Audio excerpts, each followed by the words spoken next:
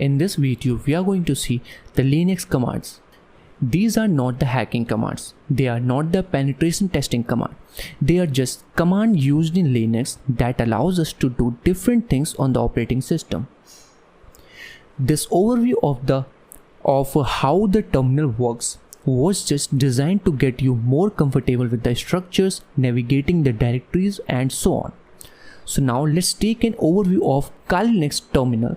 The terminal is a place where you can do anything you want on the operating system. Run any program by executing commands associated with the program we want. The Linux terminal is a very powerful tool. It basically allows us to do a lot more than the graphical interface. A lot of programs that we are going to use have graphical interface, but the command line is much easier and quicker.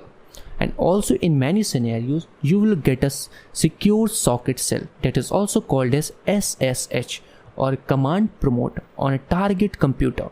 And you will need to know the commands in order to do what you wish on that particular computer or to just pen test its security. Learning how to deal with the command promote is very important, and it is very easy because you just type some commands and the work is in front of you. Instant result. We are going to use it a lot in the upcoming videos, but for now we will be providing a very simple overview. It is much easier than running through the graphical interface. Using it is very simple and very easy.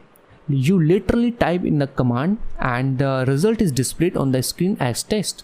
So this is all for this lecture. In the upcoming videos, we are going to see some very important commands that we will be going to use very frequently in this course.